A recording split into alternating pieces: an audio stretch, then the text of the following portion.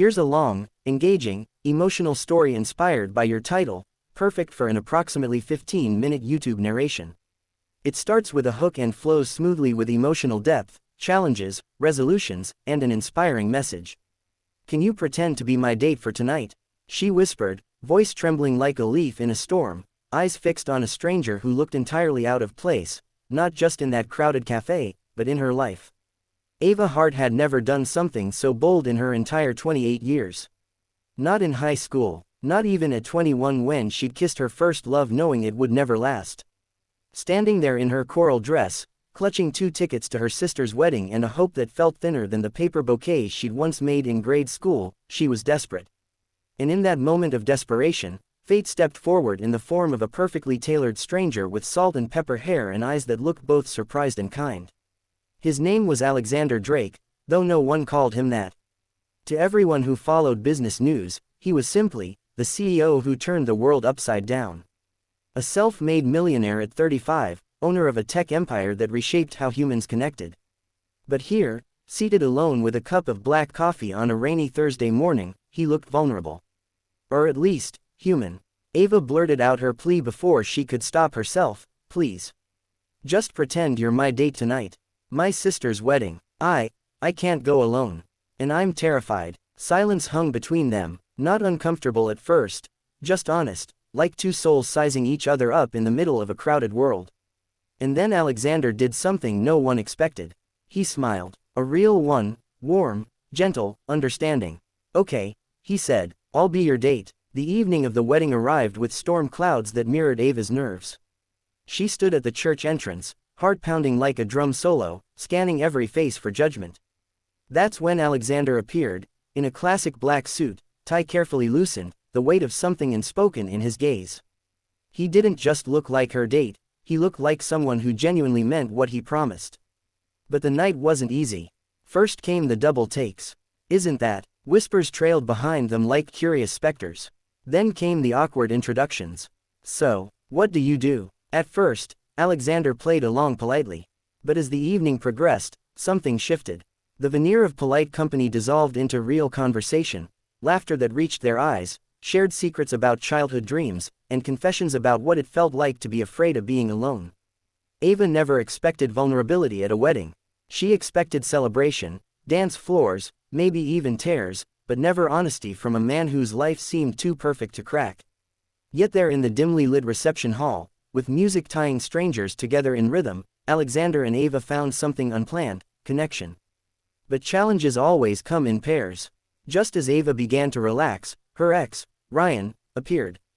The one she thought she'd left behind 5 years ago. The one who had broken her with gentle words and careless promises. His eyes locked onto her across the room, realizing she wasn't alone. And when he saw Alexander, wealthy, confident, protective, and utterly charismatic, everything he once claimed he wanted, he stepped forward with a smile that didn't reach his eyes.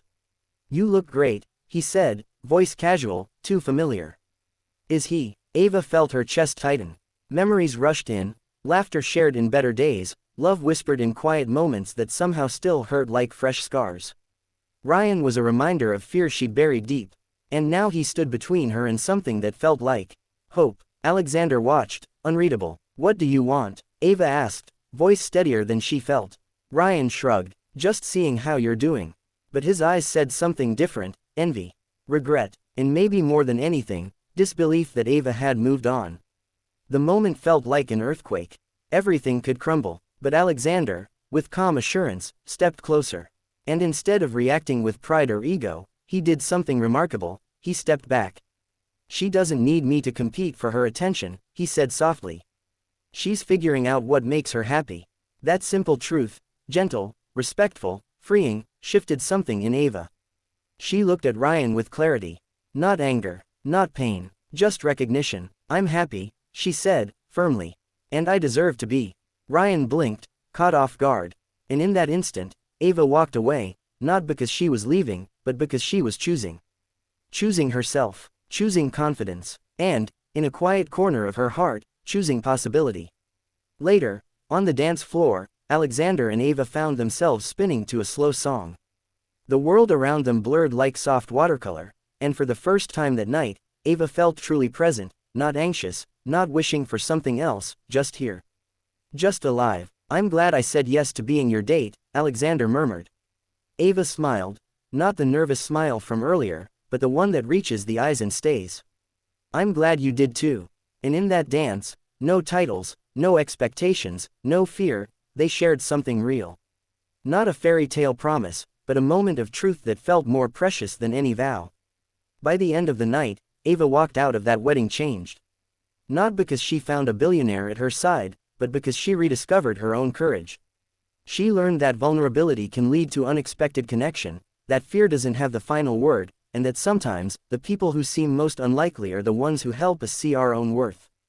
Alexander walked beside her, not as a rescue, not as an ending, but as a companion on the path ahead, one filled with possibility, respect, and shared laughter. And as they parted under the quiet glow of streetlights, Ava realized something deeper than romance. Love isn't about perfection, it's about presence. And that choice, to be fully present, might just be the bravest love of all. If you want, I can also write a video script version with timestamps, visuals, and narration cues.